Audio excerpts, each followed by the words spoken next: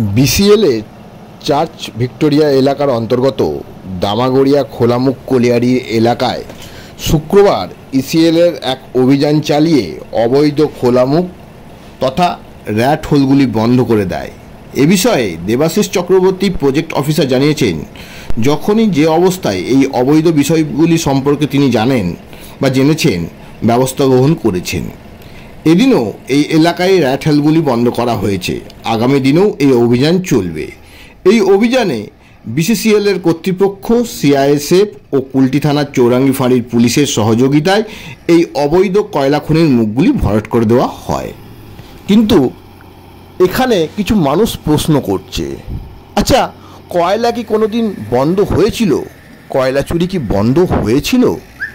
না ECL, police, BCCL, এই project অফিসাররা এটা ন্যাকামি করছে অথবা খবরের শিরোনামে আসার চেষ্টা করছেন।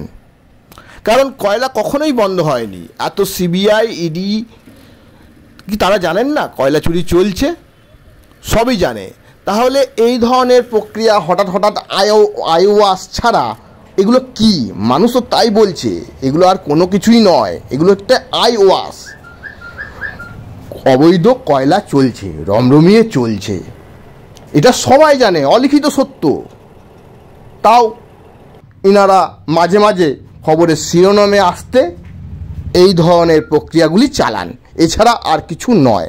তা না হলে কয়লা মাফিয়ারা কয়লা চালিয়ে যাচ্ছে দিনের পর দিন, গরুর গাড়িতে, সাইকেলে, ট্রাকে, ট্রাক্টরে। এটা কিভাবে সম্ভব?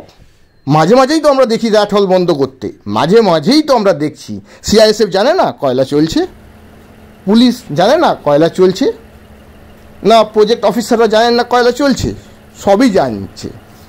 কিন্তু সাধারণ মানুষ বলছে এগুলি শুধু আইওয়াস এবং খবরের শিরোনামে আসার জন্য এগুলো চেষ্টা যে আমরা করছি, কিন্তু চুরি তো হোক। গ্রামাঞ্চল শিল্পাঞ্চলের খবর, ব্যুরো রিপোর্ট।